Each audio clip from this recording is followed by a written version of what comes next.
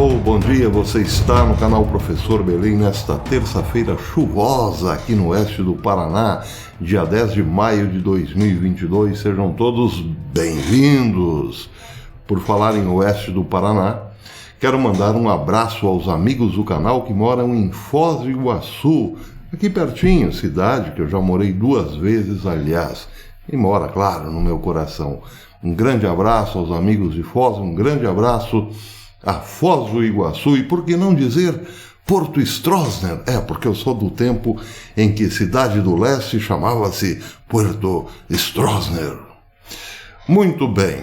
Quero também agradecer aos amigos que têm inscrito aqui no canal, desejando-me franca recuperação ou recuperação da saúde. Muitos têm orado por mim. Não tenho, sinceramente, como agradecer a todos. São muitas as mensagens de apoio, o que me orgulham muito, me incentivam demais a continuar aqui.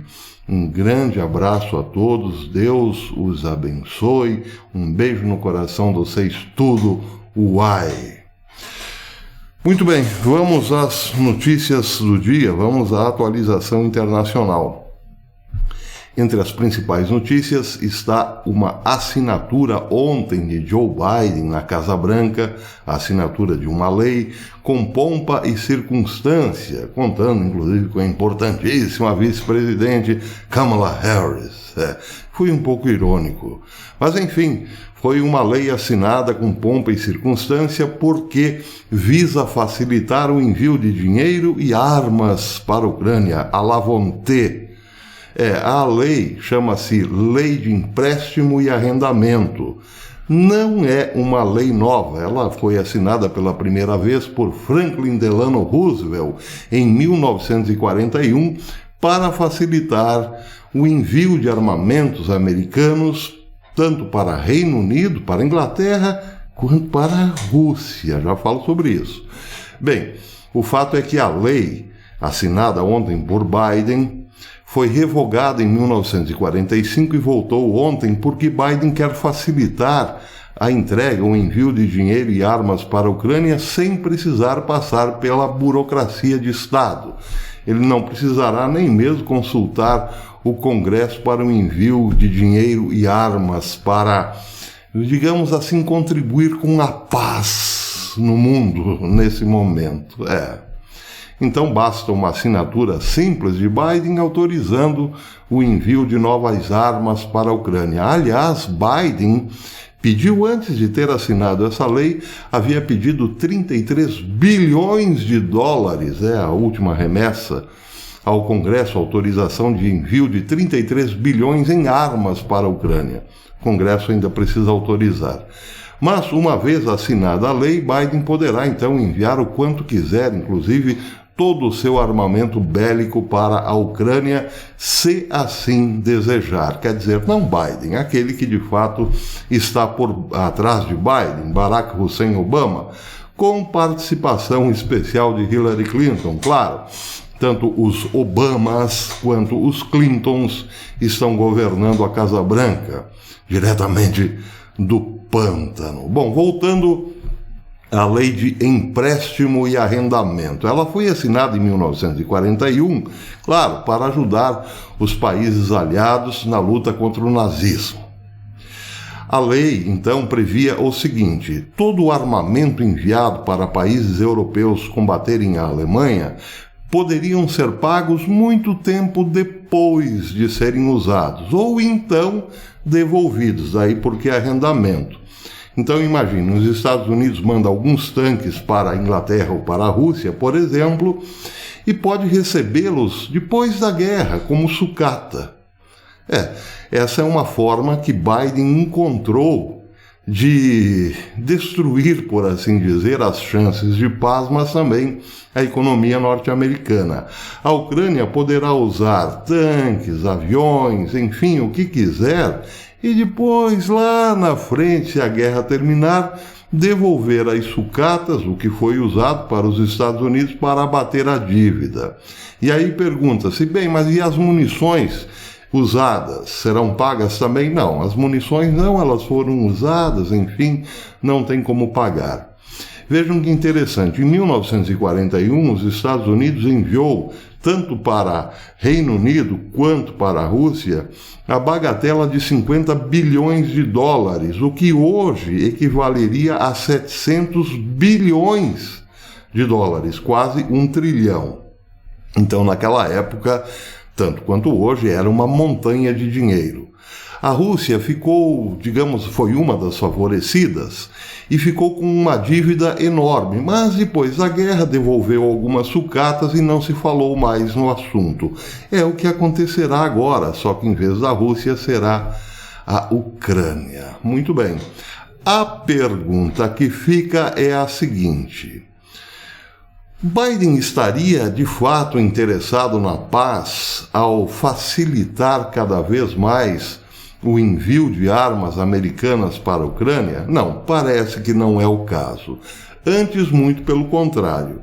O que está sendo ditado para Biden através do pântano, leia-se Obama e Clinton, é que a Rússia cairá. É preciso fortalecer a Ucrânia e países da OTAN ali próximos à Rússia, porque em algum momento a Rússia abrirá as portas, pedirá água. Então existe hoje um ímpeto por parte tanto dos Estados Unidos quanto dos outros membros da OTAN de irem para cima da Rússia. É isso que se depreende, por exemplo, dessas atividades administrativas da Casa Branca, do governo Biden, Obama, Clinton. Então, o que podemos prever a partir desse ponto? Que as coisas ficarão extremamente piores. Não é por outro motivo que a Rússia vem falando abertamente numa terceira guerra mundial. E nem estou me referindo ao presidente Vladimir Putin. Hoje, por exemplo, a última informação a respeito das declarações russas veio por parte de Igor Kirillov, tenente-general Igor Kirillov, que é chefe das forças russas de proteção química e biológica. Ou seja, não é um Zé Mané qualquer. É o chefe da Força de Defesa Russa envolvendo armas químicas e biológicas. Ele disse o seguinte, que a Rússia teme sim por uma guerra mundial, uma terceira guerra mundial, porque avalia 3 cenários possíveis para a deflagração desta guerra. Um dos cenários possíveis, disse Kirillov, é o seguinte: os Estados Unidos poderiam atacar a usina nuclear de Zaporizhzhia, aquela que foi ocupada pelos russos, mas antes da ocupação houve um incêndio que aparentemente era muito preocupante, mas depois os russos disseram que não atingiu nenhum reator da usina e a usina, portanto, não estava soltando radiação, estava tudo tranquilo. Bem, o militar russo diz o seguinte: esta usina está em condição precária e pode explodir. Mas essa explosão, essa suposta explosão, poderia ser, e esse é um cenário que os russos trabalham, poderia ser antecipada ou incentivada por alguns ataques de falsa bandeira. É estranho, é difícil acreditar ou entender isso porque os russos ocuparam a usina. Agora dizem que a usina está num estado precário. Esse estado precário pode ser incentivado por um ataque da Ucrânia, um ataque, digamos assim, de falsa bandeira à usina, para depois culpar a Rússia, como se fosse esta negligente ao ocupar a usina, mais ou menos como aconteceu em Chernobyl. Só que o problema aí é o seguinte: esta suposta explosão na usina de Zaporizhzhia seria muito pior, muito mais, digamos, desastrosa, com um perigo infinitamente maior do que foi no passado a usina de Chernobyl.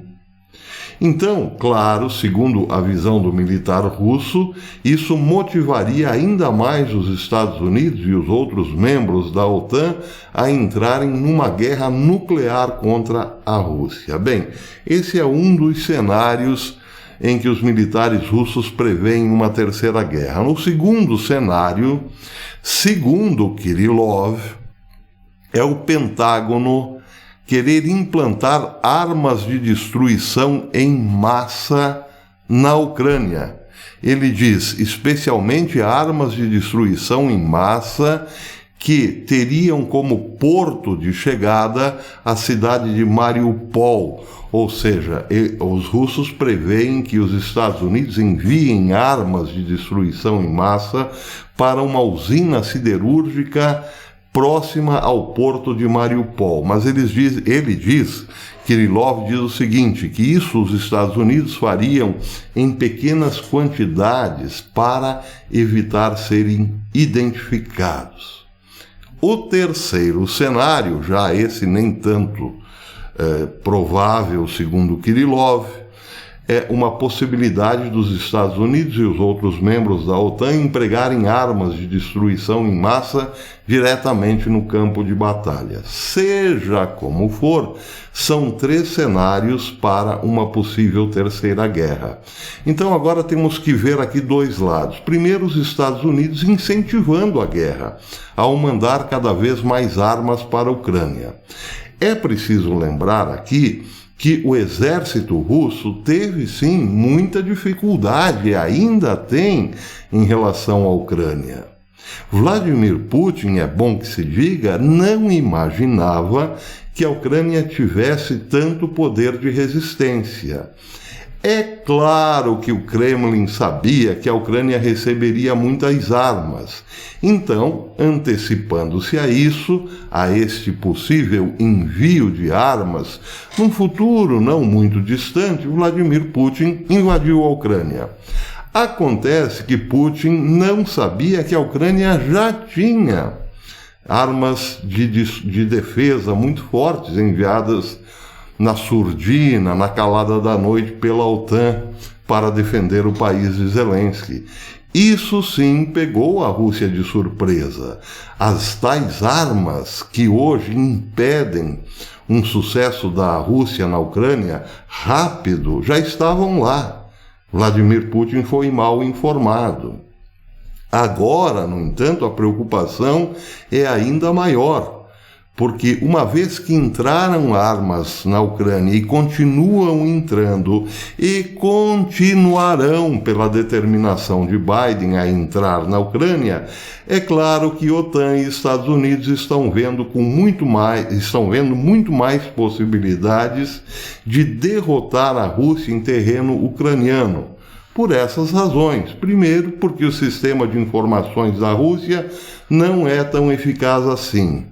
Segundo, porque as armas podem entrar à vontade na Ucrânia. A Rússia não tem um controle da fronteira ucraniana. Ela pode entrar por muitos lugares, como já entrou e continua entrando.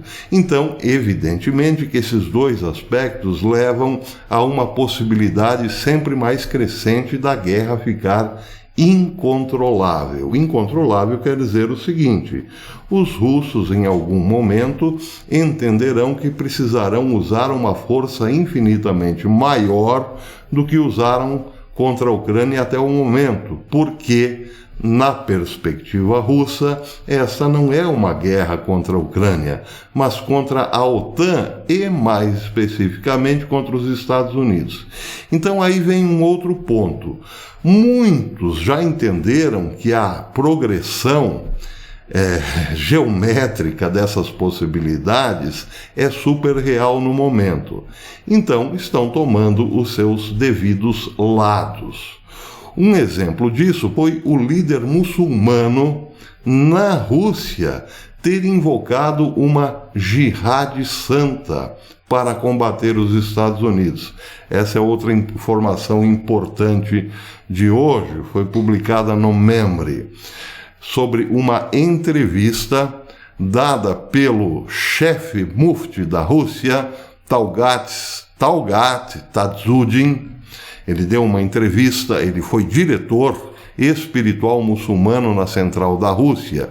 Ele deu uma entrevista em 30 de abril de 2022 ao Sky News Arábia e hoje foi reproduzida pelo Memri, na qual ele disse o seguinte: que os muçulmanos devem lutar ao lado das forças russas na Ucrânia.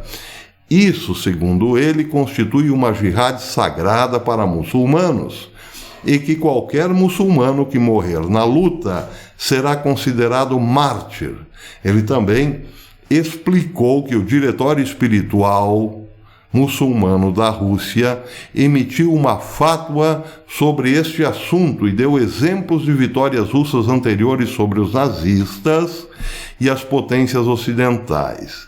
Ele disse também, entre outras coisas, que os Estados Unidos foram fundados na aniquilação dos nativos americanos. Presta atenção, que os Estados Unidos só existiram como nação depois de terem aniquilado os seus nativos, os índios. E depois finalmente perguntou: isso tem que se repetir no Iraque, na Líbia, na Síria ou no Afeganistão? Ponto de interrogação.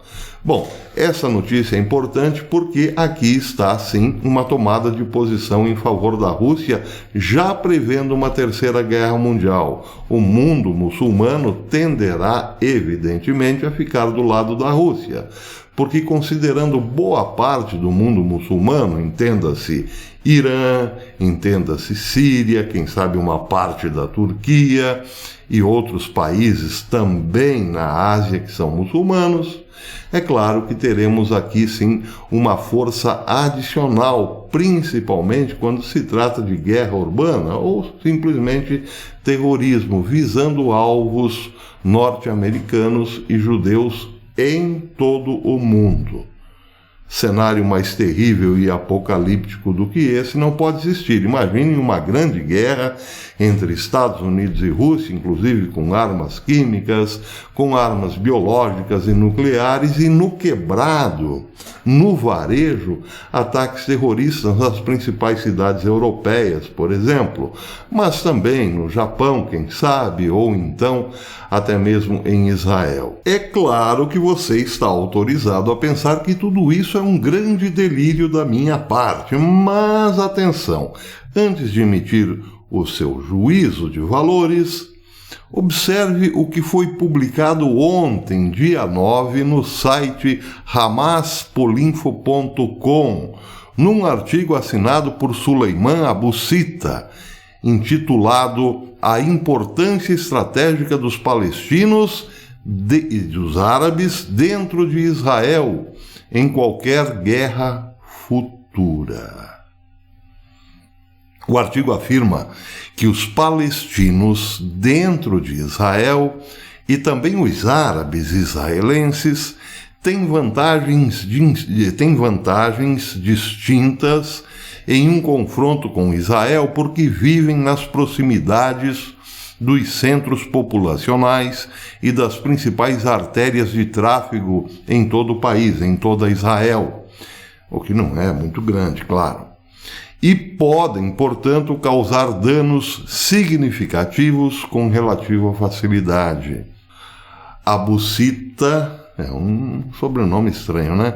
Abu Sita propõe várias maneiras pelas quais os árabes e palestinos podem prejudicar Israel, como derramar óleo em uma grande rodovia, bloquear estradas importantes no sul, onde estão localizadas grandes bases militares, isolando-as do resto do país, bloquear o tráfego ferroviário colocando pedras nos trilhos, e também sabotar aeronaves em suas bases atirando nelas ou inundando os hangares, incendiar florestas, incendiar fábricas e instituições estratégicas, etc.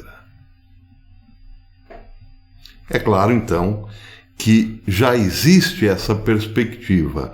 Quando essa guerra, Rússia e Ucrânia, ficar maior, envolver mais países diretamente ou afetar diretamente mais países, bem, então estará dado o sinal verde para grandes conflitos em áreas urbanas, que já está sendo evidentemente planejado. É ou não é um cenário terrível? É claro que é. É claro, eu também não gostaria de dar essas informações ou essas previsões apocalípticas, mas é a realidade, é o que estamos vivendo hoje. Outro detalhe importante que me chamou a atenção, esse particularmente por conta do termo usado pelo mufti Talgat Tadsudin, que se referiu à aniquilação dos nativos norte-americanos. Notícia também saída no Membre. Nikolai Patrushev, secretário do Conselho de Segurança da Rússia, deu na semana passada uma entrevista a Ivan Igorov, da Rossiyskaya Gazeta, dizendo o seguinte: a Rússia está numa luta atual pela sua sobrevivência como nação soberana. Os ucranianos que lutam contra a Rússia são apenas os representantes do malvado Império Americano. E é claro que isso tem, sim, uma tonalidade bastante islâmica. Então, os ucranianos que lutam contra a Rússia são apenas representantes do malvado Império Americano e estão dispostos a lutar até o último homem. Os americanos, no entanto, nunca valorizaram a vida do próximo, como dos outros, como pode ser visto pelo tratamento dado aos índios americanos, mas também a devastação nuclear no Japão e a continuação das atrocidades no Vietnã e no Iraque. Já os russos e outras nações não lucrativas podem agora ser sacrificados para evitar a superpopulação do planeta. Ou seja, ele trabalha na mesma perspectiva dos líderes muçulmanos na Rússia: demonizar os Estados Unidos. Então, esta é uma guerra de demonização. De um lado, o Ocidente demoniza a Rússia e agora a Rússia, unida a boa parte do mundo islâmico, volta-se contra o Ocidente usando as mesmas armas, demonizando o Ocidente. Temos então dois mundos em conflito, dois mundos que já não conversam mais. Para este mundo, o demônio está aqui, e para este mundo, o demônio está aqui. E no meio nós, né? Pois é. O fato é o seguinte: os Estados Unidos não têm muita moral, por exemplo, para condenar a invasão da Rússia na Ucrânia usando os pressupostos da política de boa vizinhança. Teria outras razões, mas esta não se aplica muito, já que, de fato, os Estados Unidos foram fundados, sim, depois de muita dor, muito sacrifício e muito sangue, mas, mais recentemente, por conta de outras atrocidades, de atrocidades suas, como, por exemplo, na primeira guerra do Iraque, que não havia necessidade nenhuma, e na Segunda Guerra do Iraque, porque na Segunda Guerra do Iraque a alegação é que aquele país tinha armas de destruição em massa, e não tinha. Bem, mas claro, nós entendemos por que, afinal, os poços de petróleo, tanto naquela época quanto agora, são super importantes. É bom ter o controle deles, não é mesmo? Então, nesse sentido, há argumentos suficientes para um lado combater ou demonizar o outro. O outro, claro, não precisa se dizer, está apoiado na mais clara evidência: a Rússia, afinal, invadiu a Ucrânia. Bem, o fato é o seguinte: as coisas estão esquentando e muito. Esses dois mundos tenderão a se chocar logo mais. Por enquanto, as coisas ainda podem, digamos, nos dar um certo alento. Há uma perspectiva, ainda que muito pequena, de acordos diplomáticos ou então de soluções diplomáticas. Só que esta chance, a cada dia que passa, fica menor. Basta ver, por exemplo, a ação de Biden em liberar total. Vamos enviar armas como se não houvesse amanhã. Quem faz isso quer a guerra. Estou errado? Por enquanto é isso, fiquem todos com Deus e até amanhã.